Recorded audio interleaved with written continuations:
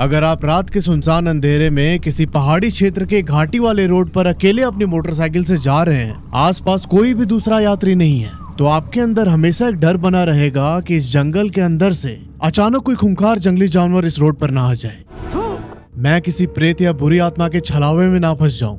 और जैसे जैसे ये डर आपके अंदर एक प्रचंड रूप लेने लगेगा, आपके दिमाग में एक बार तो ये ख्याल जरूर आएगा कि यार काश मेरे पास एक गाड़ी होती। अगर ऐसा कोई सिचुएशन आता भी तो मैं गाड़ी के शीशे बंद करके अंदर चुपचाप सुरक्षित बैठ जाता। पर अभी एक सिचुएशन इमेजिन करना कि आप रात के अंधेरे में अपने 4 व्हीलर के अंदर बैठ के अपने कुछ दोस्तों के साथ इस रास्ते पर जा रहे हो। अभी तो आप अकेले भी नहीं है, यहाँ पे कोई डर नहीं होगा अंदर। पर तभी आपको रियलाइज होता है कि खतरा जंगल के अंदर रहने वाले इन जंगली जानवरों से नहीं है कोई, बल्कि आपका एक दोस्त जो कि बिल्कुल शांत होके गाड़ी के अंदर चुपचाप बैठा हुआ है। उसकी स्थिति ऐसी हो चुकी है कि किसी भी पल वो आप सबकी जान ले सकता है। जब ये रियलाइजेशन एकदम पुख्ता हो जाएगा आपके अंदर, तो आप क्या फील करोगे, कैसे रिएक्ट करोगे सिचुएशन को? दोस्तों, आज जो घटना मैं आपको बताने जा रहा हूँ ना, ये मरून फाइल्स चैनल पर अभी तक सब्सक्राइबर के द्वारा भेजी गई सबसे डरावनी स्टोरी है। मतलब जब मैं स्टोरी मेल पे पढ़ रहा था, मेरे से एक बार में पूरी स्टोरी नहीं पढ़ी गई। मैंने बस इतना इमेजिन किया कि जो सचिन भाई ने मुझे स्टोरी भेजी है, मैं सचिन भाई की जगह हूँ, और सच में मेरे सारे रोंगटे एकदम परपेंडिकुलर हो गए। दोस्त, ये घटना सचिन की है, जो कर्नाटका के बीजापुर शहर के रहने वाले हैं और वहां रहकर ये नर्सिंग की पढ़ाई करते हैं। दिसंबर 2024 में इनका फर्स्ट ईयर कंप्लीट होता है और उसके बाद इन सबको सेमेस्टर ब्रेक दिया गया 26 दिन का। सचिन अपने दोस्तों के साथ प्लान करते हैं कि यार हम चलो गोवा घूम के आते हैं। बीजापुर से गोवा कोई 370 किलोमीटर दूर है। अभी सचिन के ग्रुप में कोई 15-20 लोग थे और ये सारे के सारे एक साथ गोवा जाने वाले थे, पर कुछ के घर से परमिशन नहीं मिला और कुछ लोगों ने अपना प्लान ड्रॉप कर दिया। तो लास्ट में ये सिर्फ 6 लोग बच जाते हैं जो बीजापुर से गोवा के रोड ट्रिप पर जाने वाले थे। सचिन अपने पापा की कार लेके आता है और उसके अंदर ये सारे दोस्त लोड हो जाते हैं। सबने कॉन्ट्री करके गाड़ी की टंकी फुल कराई और कोई दोपहर के 3:30 बजे ये लोग बीजापुर से गोवा की तरफ निकल जाते हैं। इनका प्लान था कि आज रात हम कहीं पे हॉल्ट करेंगे और कल सुबह हम गोवा पहुंचेंगे। पर जरूरी थोड़ी है कि सब कुछ इनके प्लान के हिसाब से ही हो।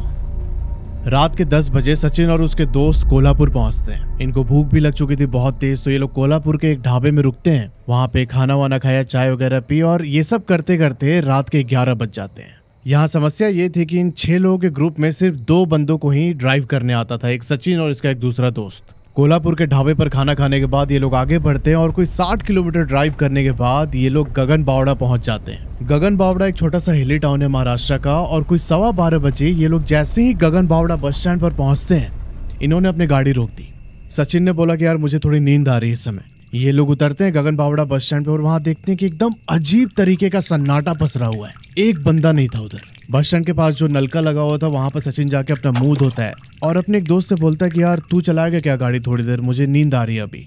इसका दोस्त बोलता है कि हाँ ठीक है, तू बैठ जा पीछे, मैं चलाता हूँ यहाँ से। सचिन बोला कि अभी बहुत ही ज्यादा ध्यान से चलना, क्योंकि आगे 6 किलोमीटर पूरा हिली एरिया है। तो गगन बावड़ा बस स्टैंड से 6 किलोमीटर घाटी के अंदर चल के आप गगन बावड़ा हिल्स पर पहुंचेंगे और वहां से फिर नीचे उतरना पड़ता है। तो सचिन का दोस्त सबको गाड़ी में बैठा के उस घाटी की तरफ बढ़ रहा था। और हिल में क्या होता है कि पहले एक घाटी में आपको चढ़ना होता है, फिर उसके बाद आप उतरते हैं, फिर चढ़ते हैं, इस तरीके से रास्ता होता है। तो जैसे ही ये लोग गगन बावड़ा हिल्स के टॉप पर पहुंचे और वहां से जब नीचे उतर रहे थे ना, तभी ऊपर से एक पत्थर आके इनके गाड़ी के सामने बिल्कुल रोड के बीच में गिरता है।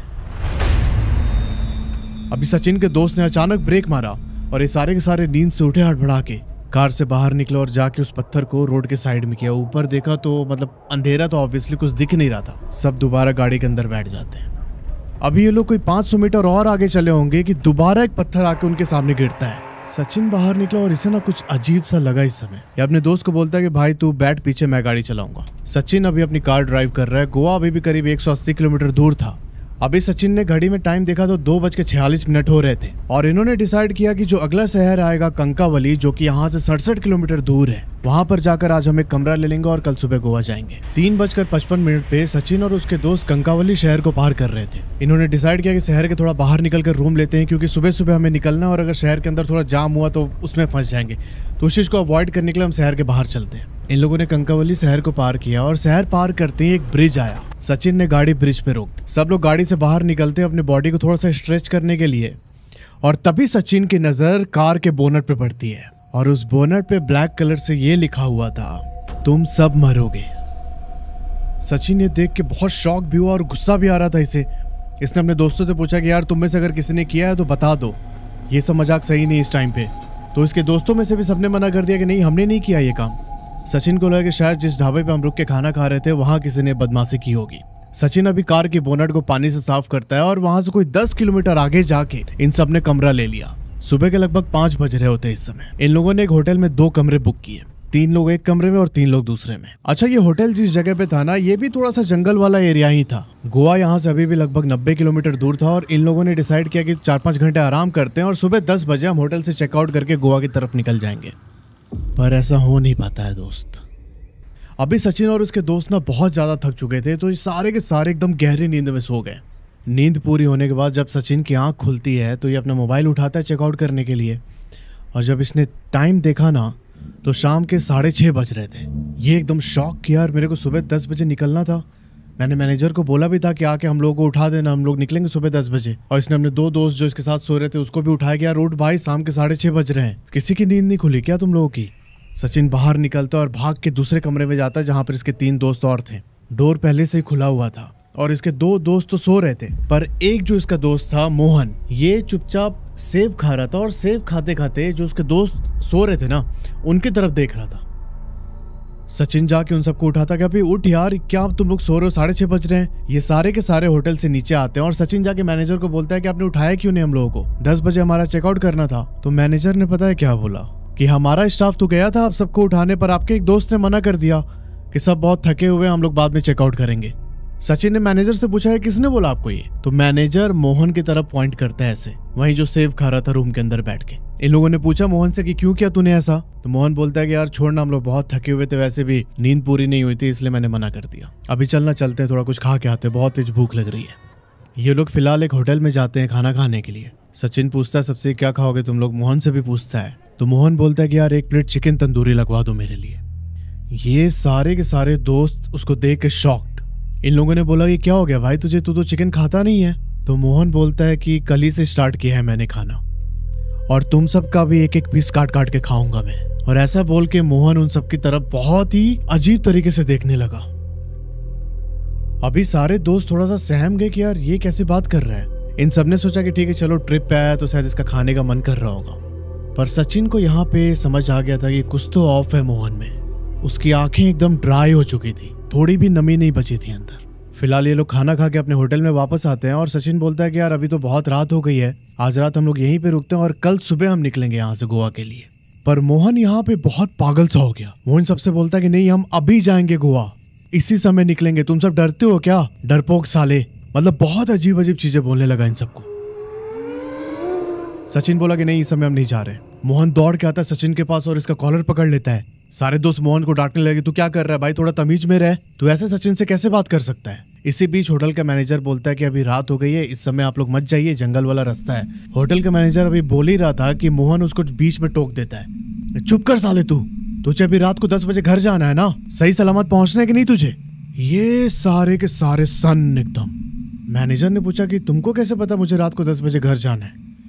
मोहन सर नीचे करके ऐसे बोलता है कि मुझे सब पता है, सब कुछ जानता हूं मैं यहाँ पे। इस समय सचिन, उसके दोस्त और मैनेजर होटल के बाहर कंपाउंड में खड़े थे। सचिन अभी सीढ़ी से चढ़कर ऊपर जाता है कमरे में, उसका कुछ सामान छूट गया था, उसे लेकर आना था। और जैसे ही सचिन ने कमरा खोला, भाई ये देखता है कि मोहन सामने खड़ा है, एकदम डेड साइलेंस है कमरे में, और मोहन सचिन की तरफ एक्सप्रेशनलेस होकर ऐसे देख रहा है। सचिन की फटी यहाँ पे डर के मारे उसने कमरा बंद किया और वापस दौड़ के नीचे आ गया। और जब नीचे आया तो इसने देखा कि मोहन वहीं उसके बाकी फ्रेंड्स के साथ खड़ा है और सचिन की तरफ बहुत वियर्ड तरीके से देखते हुए ना एक कनिंग स्माइल दे रहा है। मोहन सबसे बोलता है ठीक है चल थोड़ा सा बाहर घूम के आते हैं और फिर हम आज रात को यहीं पे रुकेंगे। सचिन ने अपने बाकी दोस्तों को बोला कि कोई कहीं नहीं जाएगा, हम आज रात इसी होटल में रुकेंगे और कल सुबह होने के बाद ही गोवा की तरफ निकलेंगे। वैसे भी यहाँ से गोवा का पूरा रास्ता एकदम जंगल वाला है। ये सारे लोग भी मोहन पर दबाव बनाते हैं तो मोहन यहाँ पे एकदम साइलेंट हो जाता है। अभी सचिन और उसके दोस्त एक कमरे में जाके लेट जाते हैं, अपना मोबाइल वगैरह देख रहे थे और हंसी मजाक कर रहे थे। सिचुएशन थोड़ा सा ना नॉर्मलाइज हो रहा था और थोड़ी देर के बाद ये लोग डिसाइड करते हैं कि चलो अब सो जाते हैं, सुबह सुबह निकलना हम लोगों को।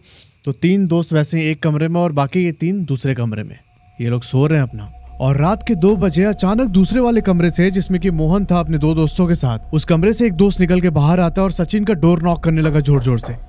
सचिन भी नींद से उठ के गेट खोलता है और उससे क्या हुआ तो उस दोस्त ने बोला कि यार मोहन जो है ना बहुत अजीब सी हरकत कर रहा है, मैं वहां पे नहीं सो सकता। सचिन बोलता है कि एक काम करो, तुम सब मोहन को लेके इसी कमरे में आ जाओ, नीचे गद्दा बिछा देता हूँ, कुछ लोग बेड पे सो जाएंगे और बाकी लोग नीचे गद्दे पे। अभी सचिन के दोस्त मोहन को लेके जैसे ही इसके कमरे में घुसते हैं ना, मोहन कार की चाबी उठाता है और नीचे भागने लगता है। ये देख के सारे लोग भी मोहन के पीछे भागे। मोहन बोलता है कि यार मुझे कुछ अच्छा नहीं लग रहा है, बहुत अजीब सा फील कर रहा हूँ, प्लीज यहाँ से चलो, यहाँ पे नहीं रुक सकता मैं। एकदम रुआसा होके बोलने लगा मोहन। सचिन ने बोला कि यार कम से कम सुबह तो हो जाने दे, चेकआउट करके ही निकलेंगे ना यहाँ से। मोहन बोलता है कि नहीं, मैं 1 मिनट नहीं रुक सकता इस जगह, यहाँ से जल्दी चलो। अभी जो कमरे का किराया था उसे सचिन ने होटल मैनेजर को यूपीआई कर दिया और एक व्हाट्सएप मैसेज ड्रॉप कर दिया कि आप सुबह बता देना, कुछ और एक्स्ट्रा पेमेंट होगा तो मैं कर दूंगा। हम लोगों को अभी चेकआउट करना पड़ रहा है, कुछ बहुत ही अर्जेंट काम आ गया है। और ऐसा बोलकर जैसे ही सचिन और उसके दोस्त कार की तरफ बढ़ रहे थे ना, गेट के पास जो सिक्योरिटी गार्ड खड़ा था वो इनकी तरफ आता है। सिक्योरिटी गार्ड बोलते हैं कि बेटा इस समय 3 बज रहे हैं, जंगल का रास्ता है, मत जाओ, अभी जाना बिल्कुल भी सेफ नहीं होगा, 2-3 घंटे के बाद उजाला हो जाएगा, उसके बाद चले जाना। ये सुनते ही मोहन सिक्योरिटी गार्ड को जोर से डांट देता है, बोलता है कि आप कौन होता है हम लोग के बीच में बोलने वाले, हम लोग अभी जाएंगे यहाँ से। अब सचिन को लगता है कि यार मोहन का बिहेवियर बहुत ही बदल गया है, मे भी इस होटल के अंदर ही कुछ गड़बड़ है, तो चलते हैं यहाँ से, चलो। सचिन और उसके दोस्त गाड़ी के अंदर बैठते हैं। ये गाड़ी ऑन करता है और पता नहीं सचिन के दिमाग में क्या आया, इसने 5-10 सेकंड के बाद गाड़ी को बंद कर दिया। गाड़ी बंद करके बाहर निकल गया और बाहर निकल के बोलता है कि इस समय हम नहीं जाएंगे, रात बहुत हो रही है और मुझे सही नहीं लग रहा अभी जाना। भाई मोहन गुस्से से दौड़ के आता है सचिन के पास और उसको थप्पड़ मार देता है। बोलता है कि चल, अभी चल, अभी चलना पड़ेगा। एकदम अलग ही टोन में मोहन बात कर रहा था इस समय। अब ये देख के सचिन के बाकी दोस्त गुस्सा हो गए एकदम। ये लोग भी जाके मोहन को पीटने लगे, पर मोहन किसी के भी काबू में नहीं आ रहा था। उसके अंदर एक अजीब सी शक्ति आ चुकी थी और वो ना मतलब एक हाथ से धक्का देके किसी को भी गिरा दे रहा था। सचिन चुपचाप आके सिक्योरिटी गार्ड के पास खड़ा हो गया। सिक्योरिटी गार्ड ने बोला कि ऊपर फ्लोर के एंड पे एक पूजा हॉल है, तुम लोग वहां पे जाके बैठ जाओ और सुबह होगी तभी निकलना यहाँ से। ये सारे लोग जैसे तैसे मोहन को पकड़ते और पकड़ के पूजा रूम के अंदर ले जाते और सचिन पूजा रूम का डोर जो है लॉक कर देता है अंदर से। पूजा रूम के अंदर जाके मोहन थोड़ा शांत हो गया और एकदम गहरी नींद में सो जाता है। पर सचिन और उसके दोस्तों की ना नींद उड़ चुकी थी इस समय। सारे के सारे बस एकटक मोहन को देख रहे थे। अभी इस समय सचिन और उसके दोस्तों ने गोवा की ट्रिप कैंसिल कर दी है और इन्होंने डिसाइड किया कि हम वापस बीजापुर चलेंगे। जब सुबह ये लोग सो के उठे तो इन्होंने देखा कि मोहन की तबीयत ठीक नहीं है। सचिन ने बोला कि अभी वापस जाते समय कंकावली टाउन आएगा ना, वहीं जाके किसी हॉस्पिटल में मोहन को दिखा देंगे। सुबह के 10 बजे ये लोग कंकावली के एक हॉस्पिटल में पहुंचते हैं। वहां डॉक्टर ने बोला कि सलाइन वगैरह चढ़ाना पड़ेगा थोड़ा, और 2-3 घंटे लगेंगे, उसके बाद ठीक हो जाएगा मोहन। अभी मोहन को हॉस्पिटल में एडमिट करके सारे दोस्त जाते कुछ अपना नाश्ता पानी करने के लिए और मोहन के लिए एक जूस का डब्बा लेके आते। जब ये लोग हॉस्पिटल में वापस आए, मोहन को जूस का डब्बा पकड़ाया। मोहन एक शब्द नहीं बोल रहा था। इसने चुपचाप स्ट्रॉ को मुंह में लगाया और सारा जूस खत्म कर दिया। अभी ये सब करते करते दोपहर के 1-1:30 बज चुके थे। मोहन बोलता है कि यार मुझे भूख लग रही है बहुत। ये सब दोस्त लंच करने एक होटल में पहुंचते हैं और फिर वहीं सीन होता है। मोहन ने बोला कि मेरे को चिकन तंदूरी खाना है। तभी सचिन ने बोला कि यार देख तेरी तबीयत ठीक नहीं है, सलाइन चढ़ा है तुझे, अभी कुछ और ऑर्डर कर ले, बाद में खा लेना चिकन। और यहाँ मोहन बोलता है कि कितने साल हो गए मुझे, मैंने चिकन नहीं खाया, अब जाके मुझे मिला है खाने का तो मैं चिकन ही खाऊंगा। अभी सारे दोस्त मोहन को देख के एकदम शॉक्ड। अब इन सबको लगभग शक हो गया था कि यार ये मोहन नहीं है। अभी इन लोगों ने लंच खत्म किया और सचिन जब बिल देने जा रहा था ना, तभी मोहन उसके पास आता है। बोलता है कि यार वापस उस होटल में चल, और रूम में मेरा कुछ सामान छूट गया है। सचिन बोलता है कौन सा होटल? तो मोहन चिल्ला के यहाँ पे बोलता है कि जहां हम कल रुके थे बे, समझ नहीं आता क्या तुझे एक बार में? और इस समय मोहन की आवाज नहीं थी। सचिन अपने बाकी दोस्तों की तरफ देखता है। ये सब के सब कार के अंदर जाके बैठते हैं। सचिन ड्राइवर सीट पे था, बाकी दोस्त पीछे बैठे हुए थे और मोहन आके आगे की सीट पे बैठ जाता है। पीछे से उसके दोस्तों ने बोला कि यार कुछ भी हो जाए हम इस समय वापस उस होटल में नहीं जाएंगे। सचिन ने बोला कि तेरा कुछ सामान है तो बता, हम जाके लेके आएंगे वहां से, तुझे नहीं जाना है। इस पर ना मोहन एकदम गुस्सा होकर सचिन के ऊपर चढ़ने लगा। बोला कि साले तुम सबको यहीं पर मार के गाड़ दूंगा मैं। सचिन ने सोचा कि यार माहौल को थोड़ा सा लाइट करते हैं, यहाँ मोहन बहुत ज्यादा बिगड़ रहा है। अपनी गाड़ी की स्टीयरिंग को ऐसे जोर से पकड़ता है सचिन और ये बोलता है कि एक बात बता, कल जब हम होटल में पहुंचे थे हम तो सारे के सारे थके हुए थे, गहरी नींद में सो रहे थे एकदम, तेरी नींद पूरी नहीं हुई क्या? तू एप्पल क्यों खा रहा था? इस पर मोहन बोलता है कि मैं तो कई सालों से गहरी नींद में सो रहा हूँ, वो तो तुम लोग जब आए कमरे के अंदर तब मेरी नींद खुली। और ये बोल के ना एकदम अजीब तरीके से हंसने लगा है जोर जोर से। बोलता है कि वापस चल कमरे में, नहीं तो मैं यहीं तुम सबको खत्म कर दूंगा। अभी सचिन और उसके दोस्त बहुत ज्यादा डर गए थे। ये लोग थोड़ा कार से बाहर निकलते हैं। सचिन बोलता है अपने दोस्तों से कि यार एक मोहन की हालत एकदम खराब है इस समय, इससे अगर कुछ हो गया तो इसके पेरेंट्स जो है हमारे ऊपर चढ़ जाएंगे कि तुम लोगों के चक्कर में मोहन का ये हाल हुआ है। अब ये सारे डर गए थे। इन्होंने बोला कि यार चुपचाप मोहन की बात मान लेते हैं। सचिन गाड़ी के अंदर बैठता है, गाड़ी घुमाता है पीछे और वापस उस होटल पे पहुंच जाता है। अब ये लोग जैसे ही होटल पहुंचे, मैनेजर पूछता है इनसे कि क्या हो गया सर, आपका कुछ सामान रह गया क्या यहाँ पे।